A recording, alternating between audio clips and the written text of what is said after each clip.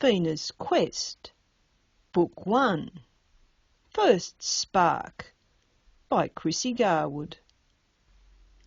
Chapter 11. Only a Dream. Phoena sat beside the fire as Barappa talked about his name day feast. She half listened to his description of the delicious food they were served. Each nobleman made enthusiastic comments about their favourite choices. He spoke well, but she lacked enthusiasm for the spirited debate. Something had changed in her character during the previous story. She felt strong and warm, inside and out, comfortable and comforted, safe. As she turned over this new idea, her heart thumped in her chest. Were her fingers tingling? Should she interrupt her companions and warn them? Phoena hesitated. When had she ever been in a situation where anyone showed real interest in what she had to say? Was she free to speak her mind with these young men? Was this what it felt like to have true friends?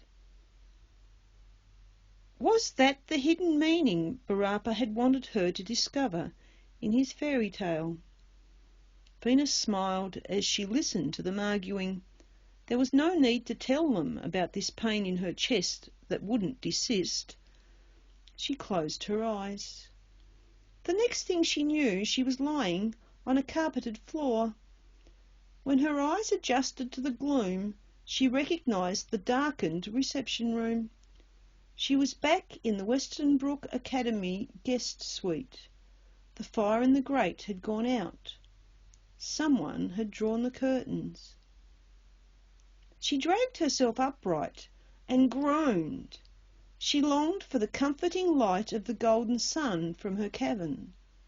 She rose to her feet and threw a glance towards the candelabra. What a pity she could not light the candles on her own. Phoena sighed. Her imagination must be playing tricks with her. Did a tiny flame flash in mid-air? She checked again, and her heart leapt. One by one the candles burst into flame. She must have fallen asleep in the cavern and entered a dream. The tea things were still arranged on the table. One delicate cup lay smashed on the floor where she had dropped it hours before. She walked around the table and picked up the fragile pieces. She bowed her head in prayer, turning the pieces over. Her fingers tingled, and something shifted in her hand. She stared at the cup. It was perfect. There was no indication that the delicate object had ever been broken. She collected the matching saucer and put them both on the tray. Phoena smiled. Definitely a dream. She selected a piece of shortbread. This was something she would not dare to do in real life.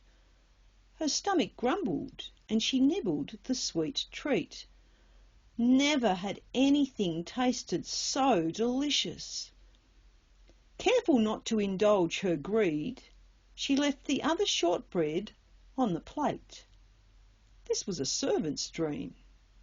Phoena hummed to herself as she gathered the trays and ferried them to the counter. Next, she went to the fireplace, where she laid a fresh fire. She kept her eyes open and imagined a tiny puff of flame. There was a satisfying whoosh as the fire burst into life. She hugged herself, whirling around in joyful dance before she set the kettle to boil.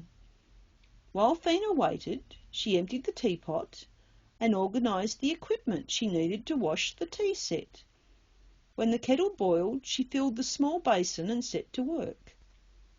"She seems very happy," a voice said from behind her. She didn't turn. None of this was real, so it didn't matter if she ignored Oramus. "You would think she'd be wondering where we disappeared to," Carillion said. "Yet see how she sings and dances without us."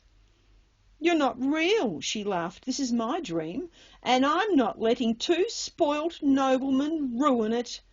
Who are you calling spoilt? Carillion cried, and she heard him sneaking up behind her. Phoena turned to face him, splashing water in his direction. He ducked.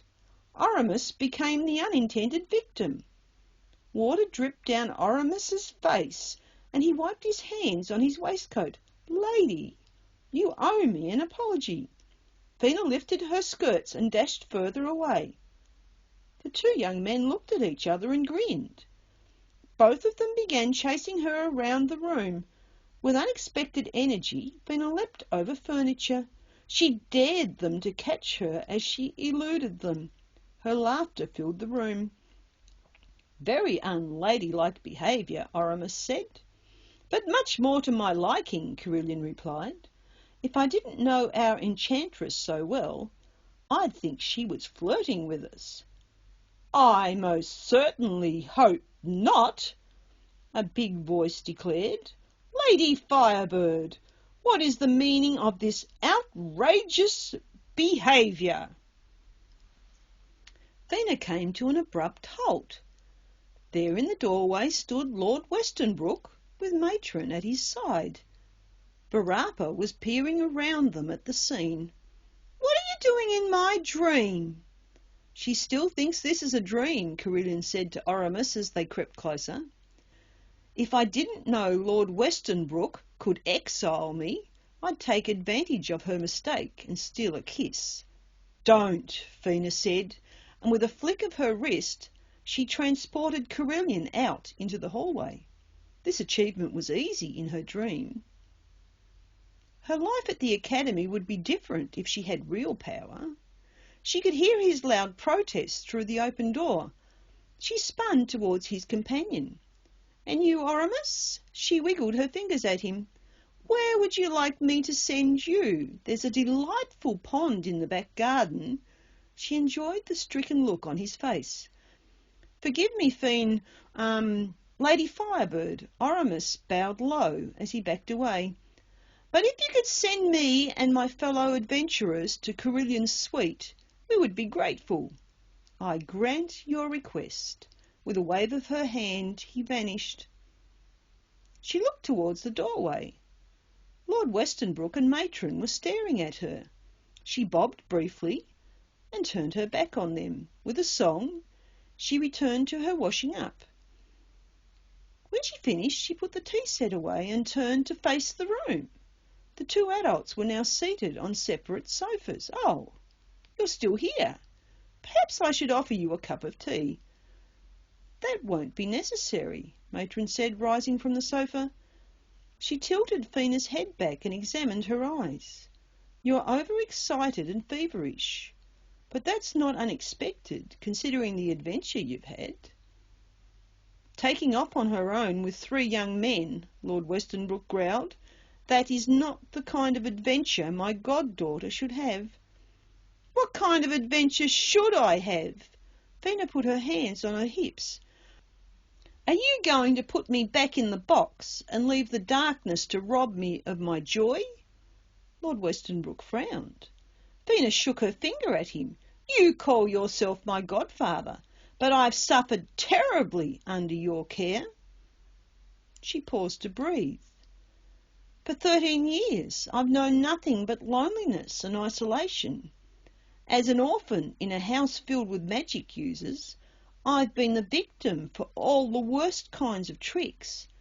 And then I discover that it's all a lie. I do have some kind of power, but I'm surrounded by controlling protections to stop me from using it. She opened her hand, and a stream of sparks filled the air. Then I find myself cast out into the darkness without any way of helping myself. I was lost. If it hadn't been for those 3 young men, I would never have found my way home. She lifted her eyes, and a tiny golden sun rose in front of her. For a moment she forgot everything but the wonder of her creation. She bowed towards Lord Westernbrook. Forgive me for my impertinence, sir, but after the dangers I've faced today, a little silliness in my own dream should be permissible. The giant rose to his full height and shouted at her, "This is not a dream!" "Oh, I don't think I like this dream any more. I wonder if I can go somewhere else." Matron leapt forward, but she was too late. Dear listening reader, I hope you have enjoyed this latest chapter from the first book in the Phoena's Quest trilogy. This is a beta copy, and the text may change between now and the official publication date. If you have any questions or suggestions that would make this chapter easier to read, please let me know. In return for your help, I will include your name in the acknowledgements as part of the reader team. Chrissy.